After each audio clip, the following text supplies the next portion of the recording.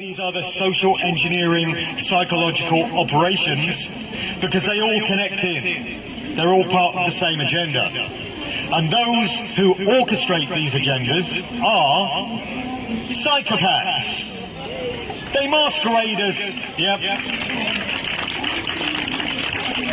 they masquerade as government ministers and business leaders and philanthropists. Bill Gates is a philanthropist, don't you know? It says so on Wikipedia, so it must be true. But actually they're psychopathic, and actually the unfortunate news is that many of them are Satanists. And I realise that's a very difficult and unsettling thing for people to come to terms with, but it doesn't stop it from being true. Just imagine the arrogance, the hubris of this class in believing they have the right to dictate what goes on in the skies above all of our heads. Just imagine the mindset that tells you you can decide what conditions everybody is going to live under. Only satanic psychopaths would ever think that way and try to implement those plans. But there's another thing about these types of people, this so-called elite ruling class. They are occultists, and they adhere to certain belief systems and rituals. And one of them dictates that they have to place the truth of a matter in plain sight. And so when it comes to geoengineering and weather modification, they've been doing that for a very long time.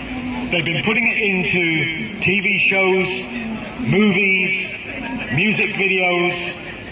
Take a look at the video to Kate Bush's song, Cloud Busting, from 1985. The video stars Donald Sutherland, and he's portraying Wilhelm Reich. And in the video you see how cloud seeding works, moving clouds around and making it rain in certain desired areas. They're putting it right there in plain sight and telling you how it gets done. That was 1985, nearly 40 years ago, and it was old news even then, because they've been doing it for decades and decades and decades. It's just now that many people are starting to play catch up. In 1984, of all years, the BBC put out an episode of Doctor Who. It was called The Caves of Androzani.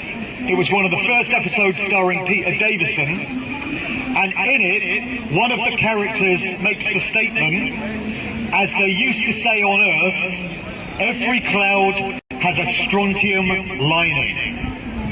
So strontium, along with barium, cadmium, magnesium, is one of these nanoparticulates, these small metal components which are present in the chemtrails that are above our heads and which fall to Earth and which we then start to breathe in.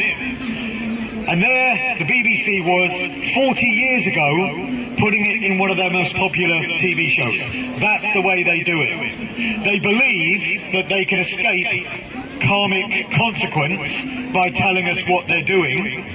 They're also getting large audiences to make an energetic connection with what's being portrayed in these TV shows and movies by applying their attention to it.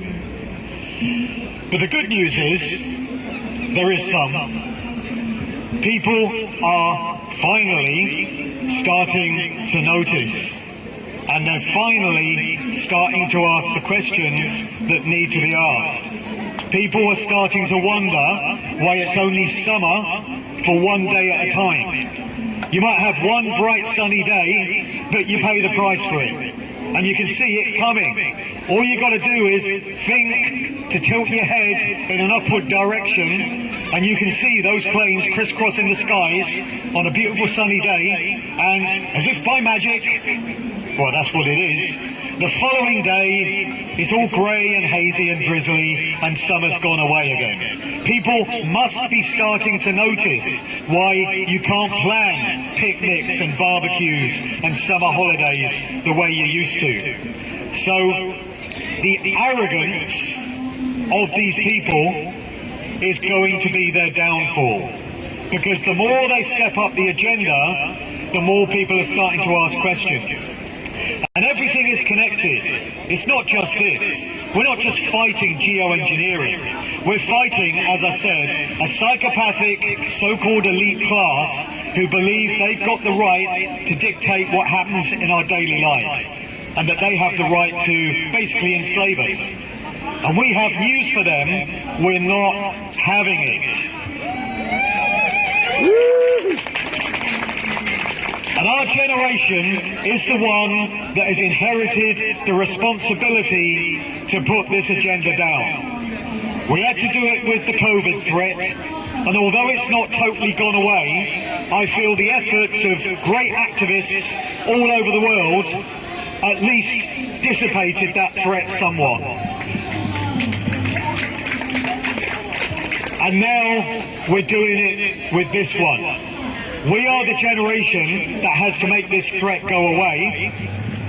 We've already had some success because people are starting to wonder why the sun is white. When do you ever remember kids drawing pictures back in the old days of a white sun? It was always golden or yellow, right? And the most sickening thing is, they've started stripping in white chemtrails in children's cartoons and books.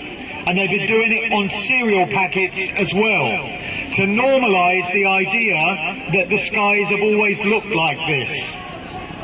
So it's down to us, our generation, to get the word out in whatever way we can, and to engage as many people as we can to say we're not having this anymore. Our generation has to be the one that succeeds in putting this threat down for the sake of our children and all future generations. And to paraphrase one of these sick, psychopathic Satanists, the late George Bush, and we will. Yes! Thank you.